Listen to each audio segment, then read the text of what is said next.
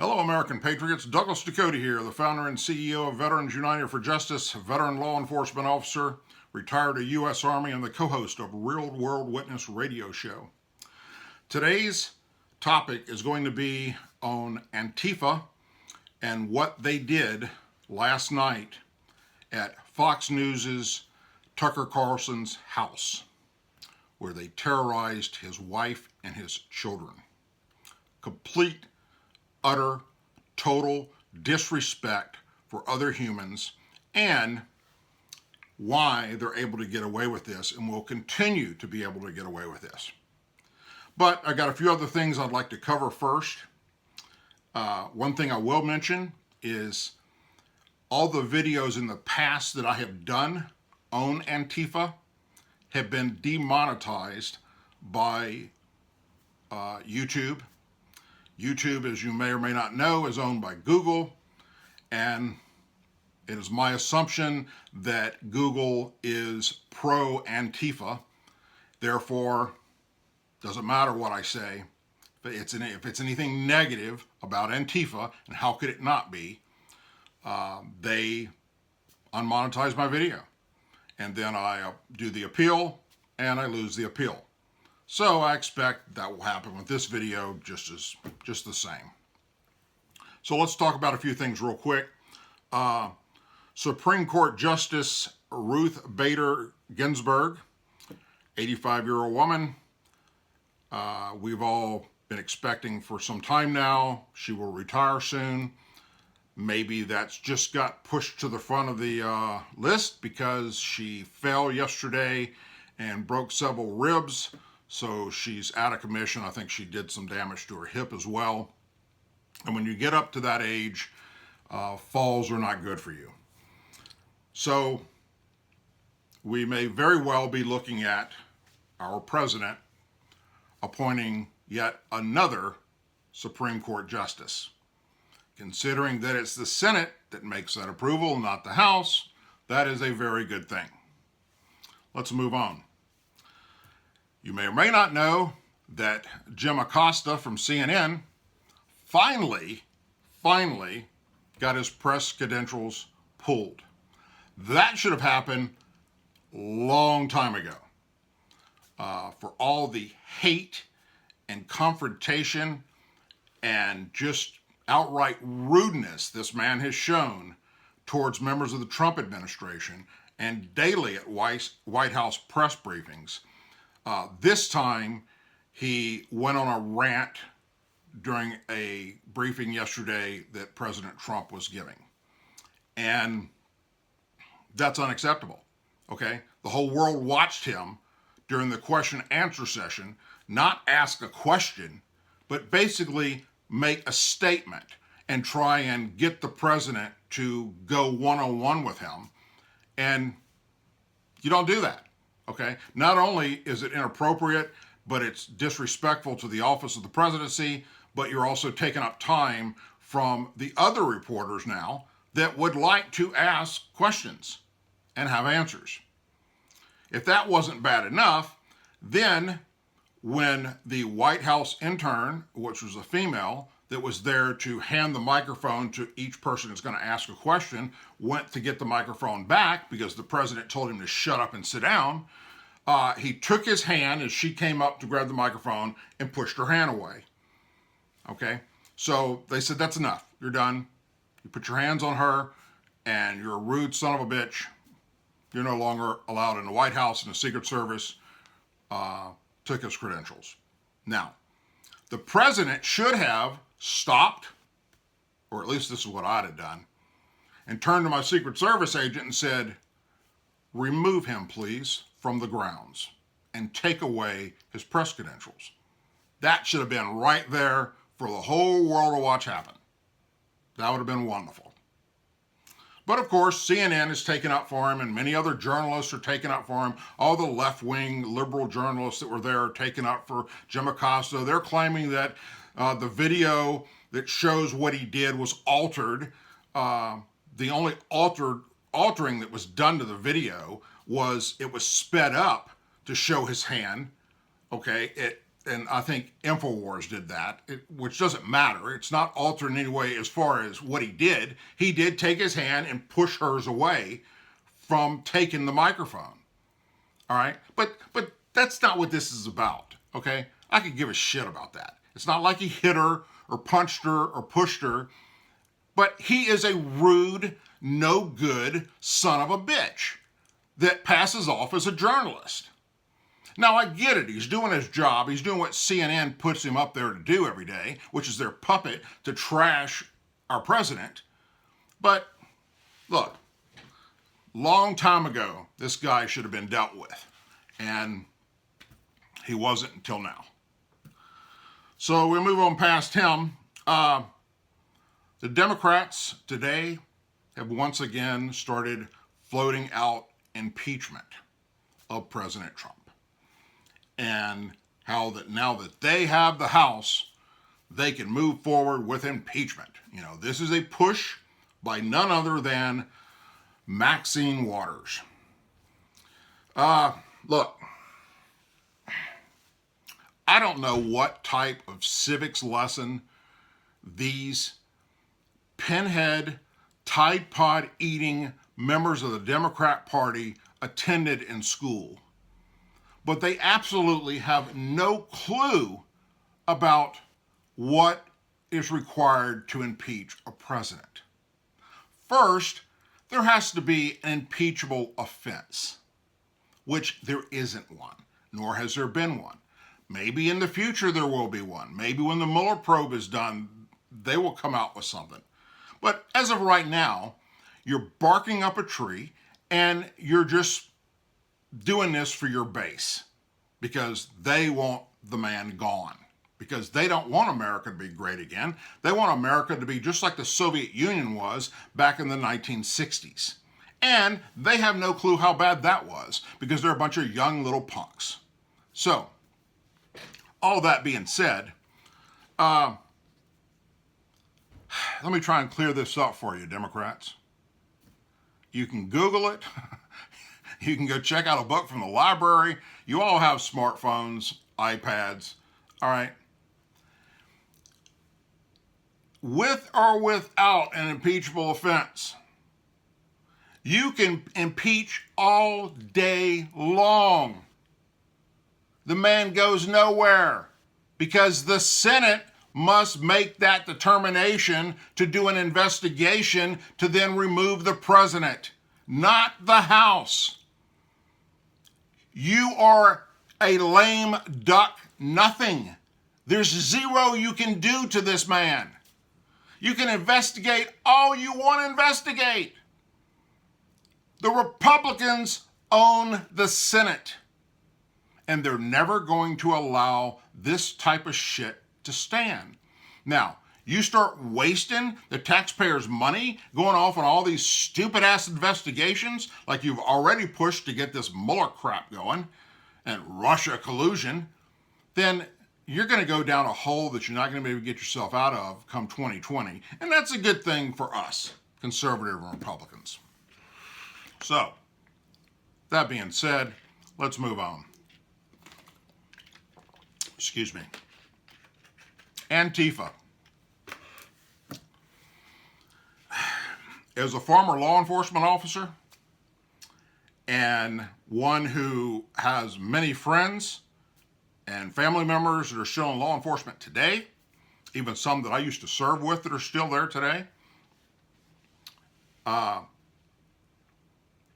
we all collectively, as does probably 99.9% of all law enforcement officers across America, look at Antifa as a domestic terrorist organization. That's what they are.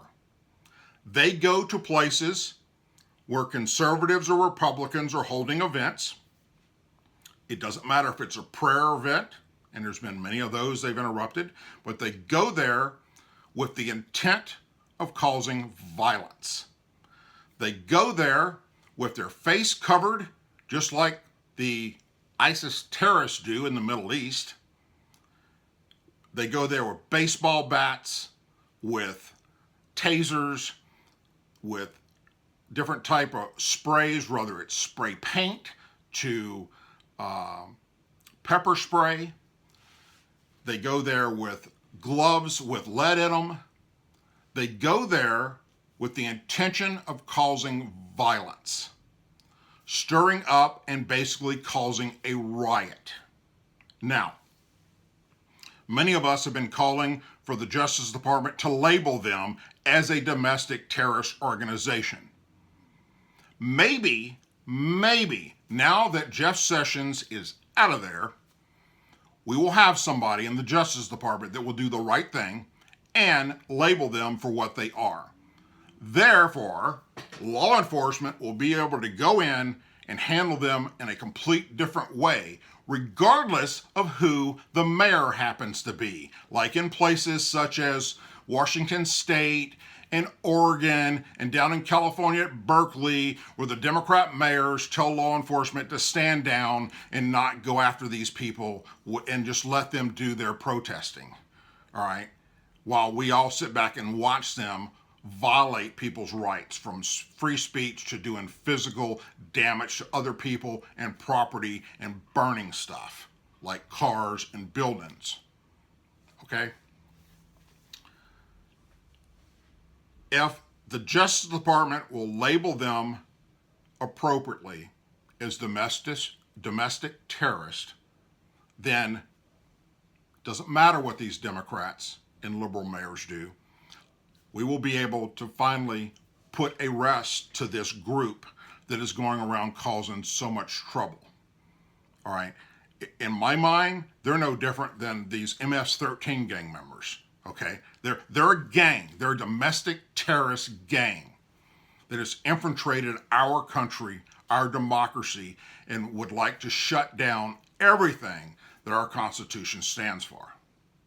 Now, they've gone so far as to, in their ideology, to say that anyone that is a conservative or Republican that's white is a skinhead, a white supremacist, a member of KKK. If you try and do anything religious speaking out in public, the same thing, that's how they look at you. All right. They're warped idiots.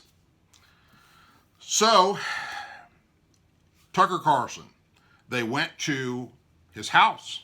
They found out where he lived. They posted it all over their social media stuff to get everybody to show up. This was last night while Tucker was live on the air. His wife and his kids were home. He wasn't. They tried to beat down the door. They did damage to the door. They did damage to his property. They were chanting all types of hateful things out in his front yard. His wife called 911. Law enforcement showed up. How many people were arrested, or if anyone was arrested, I do not know. I know that the home had security cameras everywhere. They captured some of the violence happening. So, you know, if they've got their face covered with shit, then you're not going to know who individually did what. Regardless, once again, they're just doing what members of the Democrat Party have told them to do, such as Cory Booker, such as Maxine Waters, such as Hillary Clinton, such as Eric Holder. Kick 'em. Okay? That is the biggest problem we face with allowing the Democrats to take back the House. Now, we can stop them because we have the Senate from passing things that are stupid. But it has emboldened these Tide Pod eating freaks on the left that now believe they can get away with anything they want because they didn't do civics either. And they have no clue. They just believe that, hey, it's the Democrats that said we should do this to people, Republicans and conservatives and members of the Trump administration, and now they have the House, so we're going to go do it. And you will see more of this happening. What happened to Sarah Huckabee in a restaurant, what happened to Ted Cruz in a restaurant, what happened to Congressman Solis when he was shot, what happened to Carlson Tucker, or Tucker Carlson. Okay, all these conservatives and Republicans that have been attacked out in public, you will start seeing more and more of this taking place. So, as a conservative, as a Republican, if you're anywhere near something like that going down, take a stand. That's all we can do at this point, is stand up to these little freaks. Now, are you ready to get your head bashed in with a baseball bat for doing it? That's your call. But I guarantee you, hands down, I will be knee deep in somebody's ass if I encounter that out in public. Again, because I've already had that happen out in public. And when you start physically going back at them the way they go at you, they back down. But that's what it takes, sadly. But if you think I'm going to sit back, or if any conservative, Republican, or American patriot sits back and just watches them terrorize people in restaurants and out in public, if you just sit back and do nothing, then you just as soon register as a Democrat, because that's what they do. They're the ones pushing this violence, and it needs to stop. And they blame everything on Donald Trump because of the things he says that are hateful. I've said this once before, I say it again. Donald Trump reacts on steroids to anyone that talks shit to him. That's how he is. That is his demeanor. That is his workings of his inner brain. All right? If you are nice to Donald Trump, he's going to say nice things about you. If you come off as an idiot and you start lying and saying horrible, mean things about him, you can bet you he's going to tweet about you and talk about you and just get off the rails about you. But y'all don't want that on the left and the Democrats. Oh, he's a hateful man. You know, look what he said. Well, look what got him to say that, you idiots. All right? And I'm no different. The hell with political correctness. I don't give a shit about political correctness. That's part of what our problem is in America. All right? Not enough people are willing to stand up when somebody says something rude and horrible or lies about them to say, you know what? F you. You're full of shit. And get back in their face and say, I'm not going to let you get away with this. Too many people are afraid to do that. Well, we need to get over that fear, my friends, because we're going to see something happening on the left that's going to get out of control. Done videos on this before, and I'm sure I'll be doing more videos about it in the future. Anyhow, that is all I have for today, I think. I did that yesterday and ended up having to come back and do another video. But, folks, we need to wake up, and we need to remember to watch our six and watch our brothers and sisters, and we need to be prepared for anything, any place you are, because you're not safe in a restaurant, in a mall, at a movie theater, any place in public, and you're not safe in your own home when it comes to these members of Antifa and this far left ideology, Tide Pod eating freak jobs that want to do harm to you.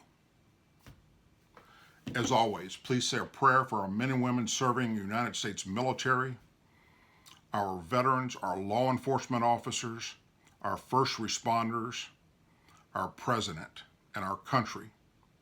And also, please say a prayer for those, to include a law enforcement officer that tragically lost their life last night in California in a nightclub shooting. It turns out that the shooter was a mad person, a unhinged person, a mentally ill person that was a veteran, served in combat, and I don't know all the facts yet, but I'm sure that the VA wasn't helping him.